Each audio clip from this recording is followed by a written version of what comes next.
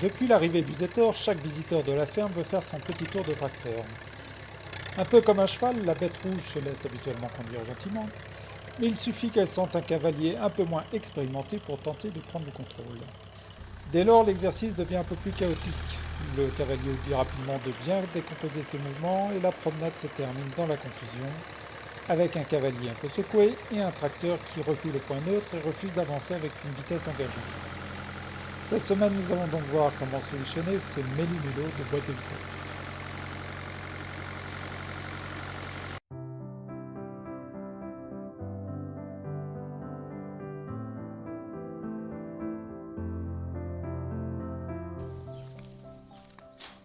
Qu'est-ce que tu fais, hein, mon amour? Tu sais que Suzanne nous a cassé le tracteur la semaine dernière. Ouais.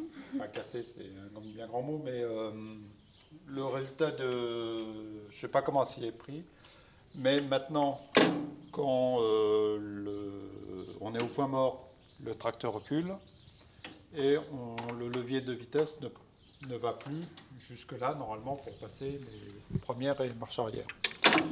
Donc, il y a un gros bazar dans la boîte de vitesse. J'ai lu sur Internet que ça pouvait être causé par des coulisseaux de la boîte de vitesse qui se positionnent mal, surtout si on essaye de passer les vitesses en marche. Et que pour résoudre ça, il fallait dévisser ça. Alors ça, c'est des butées à billes. On peut les dévisser et essayer de remettre les coulisseaux à la main. Donc je vais explorer cette solution en espérant que c'est la bonne, parce que démonter la boîte de vitesse, là, c'est franchement une autre histoire. J'imagine. Ok, mon amour, bon courage.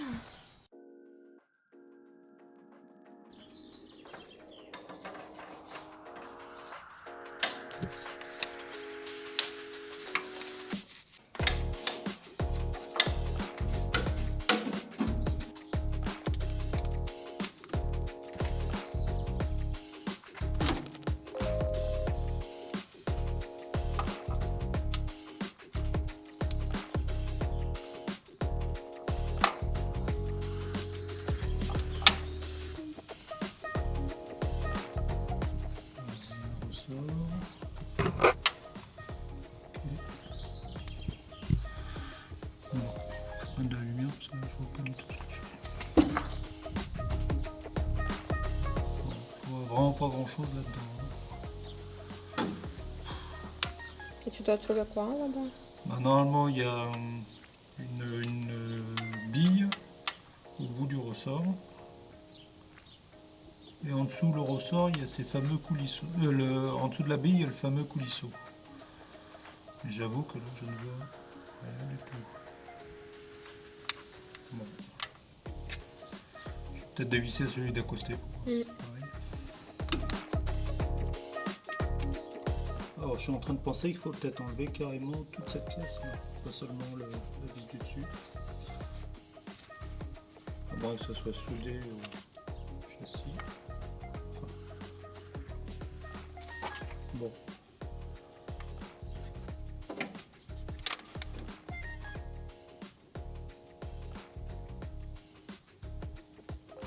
Bon, je crois voir la bille, mais c'est pas évident.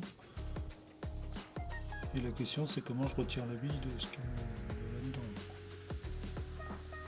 Alors, j'ai démonté les bouchons là, donc on accède bien effectivement à des ressorts qui bloquent le mouvement des coulisseaux. Là, vous voyez, ce bouchon là correspond à la manette de changement de vitesse lente à vitesse rapide. Effectivement, le levier là est complètement, je vais mieux cadrer, le levier est complètement libre. Et on voit bien à l'intérieur, enfin on voit bien, je ne sais pas si vous le voyez, à l'intérieur on voit le mouvement de la bille qui se met dans l'encoche du coulisseau. Donc ça, d'accord. La question c'est comment, à partir de ça, je peux déjà retirer la bille pour accéder au coulisseau et éventuellement faire bouger les coulisseaux pour les remettre en ordre. parce qu'apparemment c'est un problème. En fait, c'est deux coulisseaux qui sont engagés en même temps et c'est pour ça que ça crée un bazar dans la boîte. Donc bah, je poursuis mes investigations.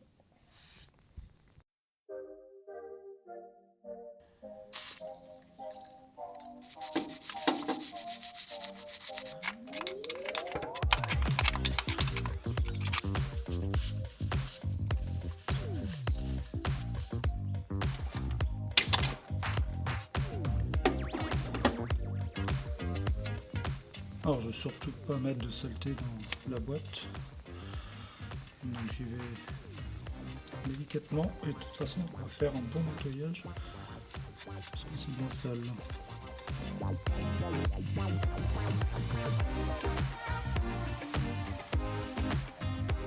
Ok. Donc là effectivement, je sais pas si tu l'as dans le cadre. Donc là effectivement on a la partie qui bloque le coulisseau quand il est engagé. Et effectivement je crois voir coulisseau derrière. Ouais, ça a l'air d'être ça.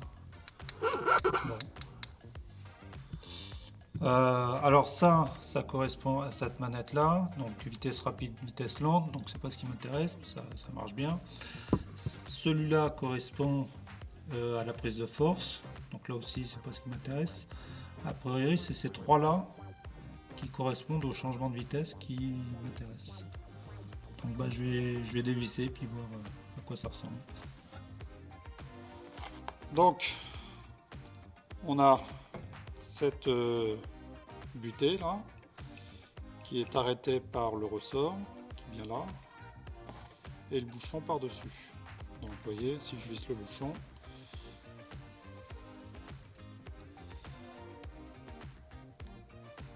ma butée, c'est bien une butée élastique. Et donc il faut imaginer que là-dessous on a une espèce de barre avec des encoches qui s'appelle un coulisseau. Et quand on actionne le levier de vitesse, ces coulisseaux sont déplacés pour changer les engrenages de la boîte de vitesse. Et c'est ces butées élastiques qui bloquent les coulisseaux dans leur mouvement. Donc si les encoches des coulisseaux commencent à fatiguer ou que les butées elles-mêmes commencent à fatiguer, on peut éventuellement avoir deux coulisseaux qui sont engagés en même temps que dans la boîte de vitesse et là ça marche plus. Voilà, là on voit bien, je sais pas si tu peux filmer, mais on voit bien le coulisseau qui se déplace en dessous quand je bouge la manette. Et on voit bien trois encoches qui correspondent aux trois positions de la manette. Bon, et ça c'est le changement à vitesse rapide, vitesse lente, j'ai pas de problème avec ça. Maintenant on va enlever les suivantes. Je crois, a priori ces trois là correspondent aux vitesses.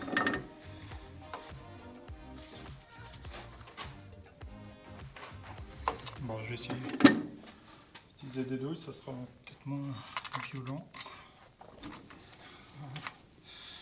Ça va tout de suite mieux. Alors là, effectivement, on a le coulisseau qui n'est pas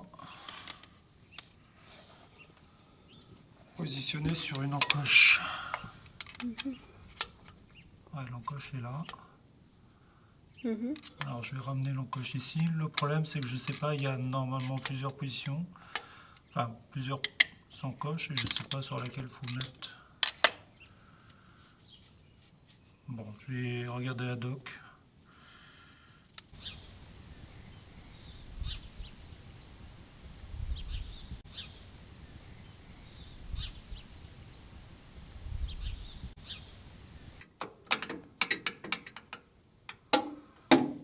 Bon, on voit bien que l'action de levier de vitesse fait bouger les coulisseaux. Donc là, c'est 5e, 4e apparemment.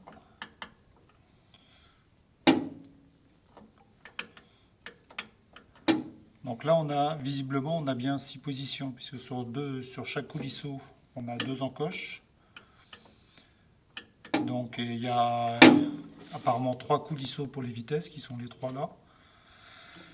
Et donc 2 encoches sur 3 coulisseaux, ça fait 6 positions qui correspondent aux 5 vitesses plus marche arrière du tracteur.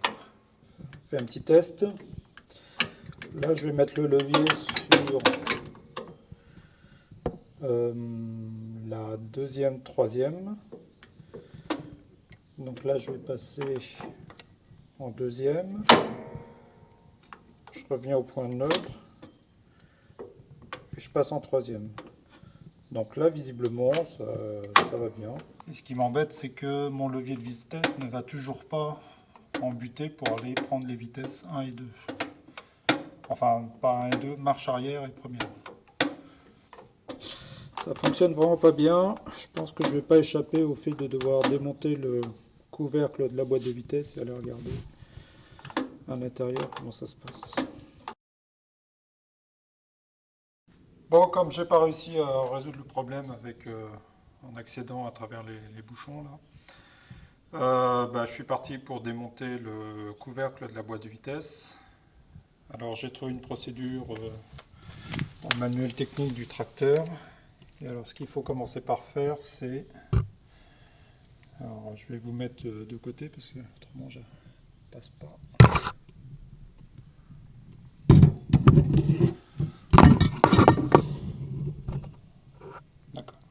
Voilà, donc là c'est là où arrive, c'est la connexion entre le levier de vitesse et la boîte de vitesse.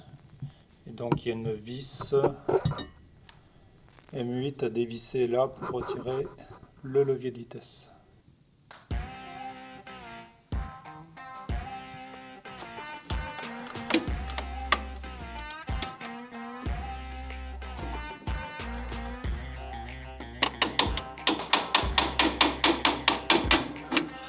Bon, là j'enlève le guide du câble d'accélérateur, accélérateur à main.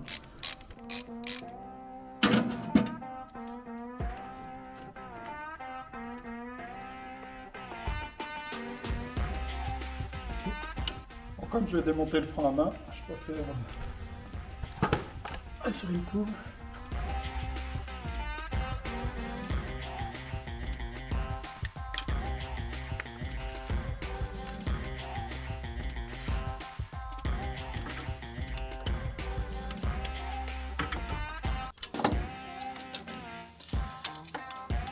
Tu as fait ça?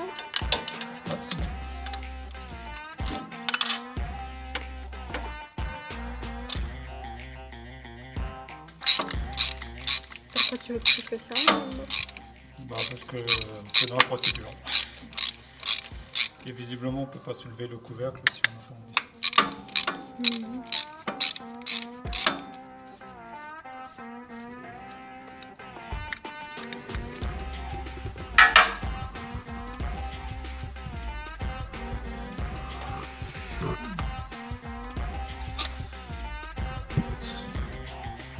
Le bazar, là.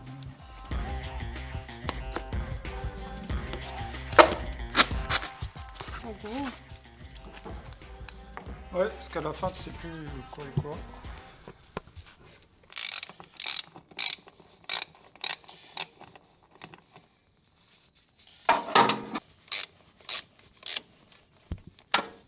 Bon, petit point de situation.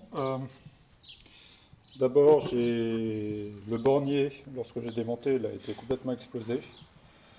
Donc je l'ai complètement retiré et j'ai remplacé temporairement en attendant d'en commander un autre par des connecteurs là. Concernant le couvercle de boîte, j'ai réussi à le soulever de quelques millimètres, donc a priori il n'est pas bloqué.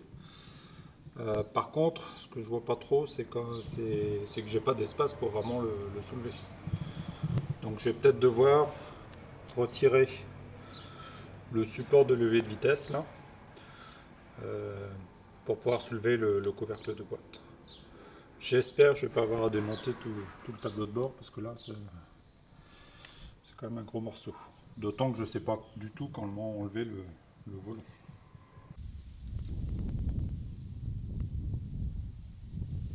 Bon alors j'ai réussi à soulever de 3 cm le couvercle de boîte pour voir un peu ce qui se passe à l'intérieur. Première chose qu'on voit, c'est qu'il manque le joint. Je vais regarder sur la dock, il y a effectivement un joint ici. Alors, c'est pas grave en termes de fuite, parce que c'est pas comme un joint de carter. Par contre, est-ce que les commandes de boîte sont calculées pour tenir compte des, je sais pas, 1 mm de joint? Est-ce que c'est aussi sensible que ça? Je n'en sais rien. Donc, ma stratégie, pour l'instant, c'est de remettre tout ça au neutre, de refermer la boîte en ayant les commandes au neutre, en espérant que j'ai résolu comme ça mon problème de bins dans la boîte de vitesse, en espérant que c'est juste un problème de coulisseaux mal positionnés qui sont sortis de leur position prédéfinie. Voilà, évidemment, si c'est un problème d'engrenage, alors là c'est une autre histoire. Mais bon, on va être optimiste. Donc par exemple là sur la commande de marche, rapide ou lente, on sent bien là en déplaçant le coulisseau avec la pointe du tournevis, on a bien 3 encoches. Donc on met la pointe du tournevis dans chacune des encoches, on pousse jusqu'à aller jusqu'à la suivante. Donc ce que je vais faire, c'est que je vais positionner ce coulisseau sur le neutre, c'est-à-dire sur l'encoche du milieu, en essayant, lorsque je vais remettre le couvercle de boîte, d'avoir la commande des vitesses sur neutre aussi, pour que ça corresponde. Donc là, j'arrive à manœuvrer les doigts pour qu'ils parcourent, qu'ils se positionnent sur chacun des coulisseaux. Donc a priori, je ne devrais pas être mal, c'est-à-dire que les coulisseaux normalement sont pas trop mal positionnés. Et le doigt est pas mal positionné non plus. Donc je vais essayer de refermer le couvercle de boîte en gardant cette position, en espérant que ça fonctionne. Je vais remettre le levier de vitesse et voir si j'arrive à passer les vitesses.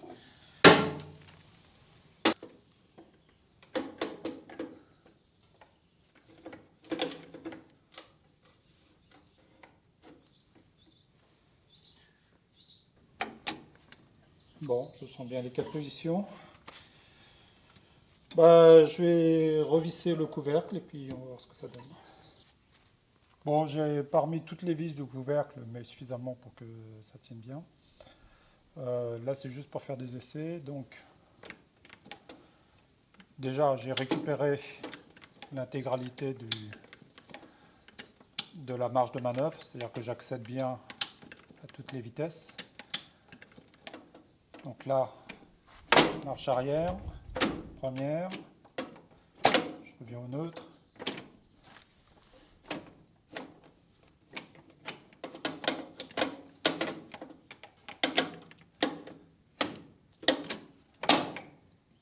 Donc là, ça doit être la seconde, troisième, la quatrième, la cinquième. Bon, ça semble fonctionner, mais c'est pas aussi fluide que j'aimerais. Est-ce qu'il y a une lubrification à faire? Alors évidemment, il y a l'huile de boîte, mais est-ce qu'il y a quelque chose de plus à faire sur les commandes spécifiquement? J'en sais rien. Si vous avez la réponse, je suis intéressé. Enfin, on va considérer que pour l'instant, ça ira.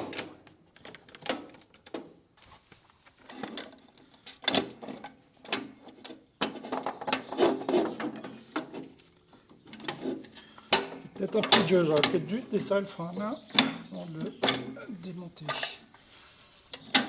Ah, c'est mieux.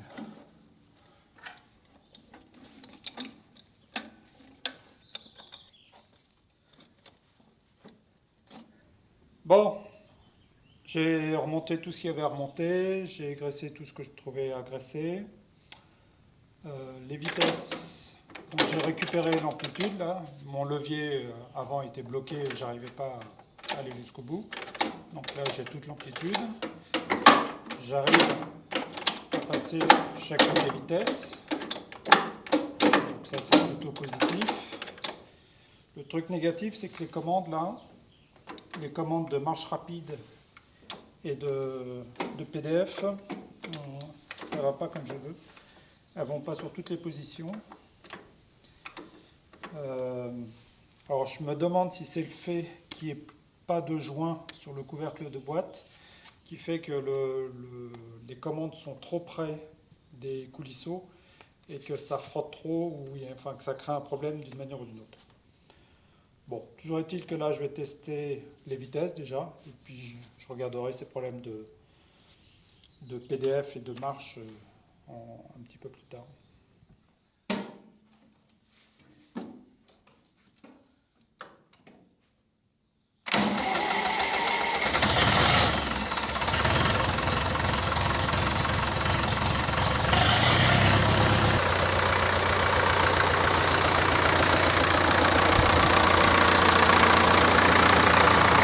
Bon, la première, ça fonctionne. C'est la marche arrière. Attention.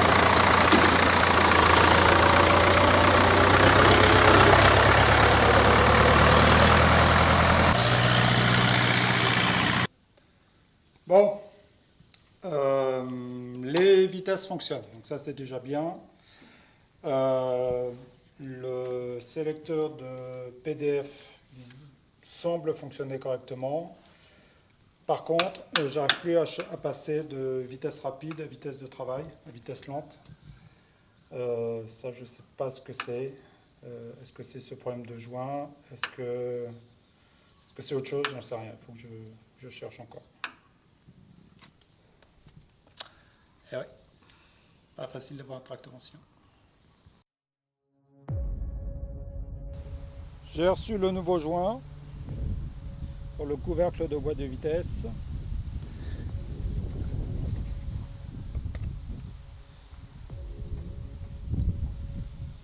Et a priori, ça semble être le bon. Donc on va pouvoir se lancer à essayer de changer ce joint.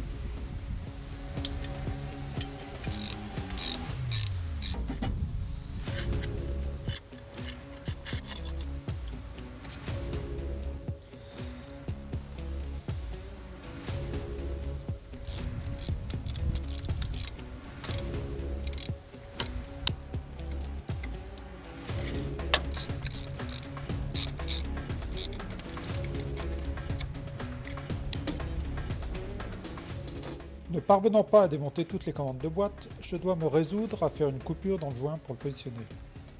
Ce n'est pas très grave car il n'y a pas de risque de fuite. Mais si un jour je démonte complètement la boîte, j'en profiterai pour changer de nouveau ce joint. Bien, allez, conclusion sur cette affaire de boîte de vitesse. Donc vous avez vu que j'ai un peu galéré à passer le joint de couvercle de boîte de vitesse. Bon, néanmoins j'y suis arrivé. Là il est plutôt bien positionné. Et puis bon, l'huile, c'est pas comme si c'était un couvercle qui était tout en bas, hein. Donc là, il n'y a pas de raison que l'huile remonte fortement et vienne sur le joint. Donc ça ira très bien comme ça. Par ailleurs, vous avez vu, j'ai mis des petits joints sur mes butées à ressort qui viennent sur les coulisseaux. Alors je vous rappelle le principe, hein. Il y a des coulisseaux qui sont actionnés par les différentes commandes, donc levier de vitesse, etc. Donc ces coulisseaux font une translation dans la boîte de vitesse pour aller changer les pignons de la boîte de vitesse. Et sur ces coulisseaux, vous avez des crans, donc des dépressions.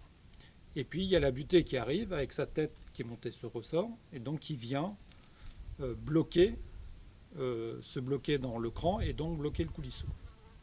Alors bloquer, c'est pas le terme parce qu'il faut néanmoins qu'on puisse bouger le coulisseau, donc que la tête élastique remonte et hop, se réenclenche dans les différents crans du coulisseau. Donc on voit bien que si la butée est vraiment trop profond, on ne peut plus rien faire, le coulisseau est complètement bloqué. Et à l'inverse, si la butée est trop haute, le coulisseau est complètement libre de bouger. Donc il faut que ça soit à la bonne hauteur pour que ça bloque le coulisseau, mais que néanmoins on puisse quand même le débloquer. Alors moi, pour une raison inconnue, si je ne mets pas ces joints, ma butée elle est trop profonde et elle vient complètement bloquer les coulisseaux et je ne peux plus passer de vitesse, etc. Donc j'ai dû la remonter avec ces joints. Alors est-ce que c'est que mon coulisseau est abîmé? Est-ce que c'est la bille qui est abîmée et qui accroche trop? Est-ce que c'est le ressort qui est trop puissant? J'en sais rien. Néanmoins, ce qui est vrai, c'est qu'avec ces joints, ça passe, ça marche bien. Donc je peux de nouveau passer mes différentes commandes de PDF comme je le souhaite, sans que ça accroche. Je peux changer mon régime de vitesse, lent, rapide ou neutre, comme je veux. Ça passe très bien et ça reste en position. De même, je peux passer mes différentes vitesses d'avancement comme je le veux. J'ai bien mes 5 vitesses plus la marche arrière. Donc fonctionnellement, ça va. Je n'ai pas de problème, il marche parfaitement. Donc le jour où je m'intéresserai un petit peu plus à la boîte de vitesse, j'essaierai de comprendre pourquoi moi j'ai besoin de ces joints pour que ça fonctionne. Mais je dirais que pour l'instant, ce n'est pas une urgence. Ça marche très bien comme ça. Et puis ça ira bien comme ça pour l'instant. Bon été, pas besoin de la surcharge. Regardez cette merveille.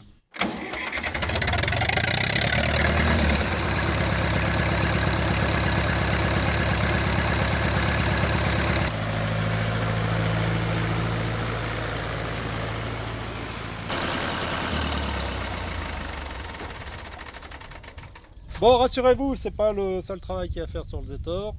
Donc, si vous aimez les tracteurs anciens, si vous avez un Zetor, ou si vous êtes simplement intéressé, il y aura plein d'autres vidéos, alors n'oubliez pas de vous abonner.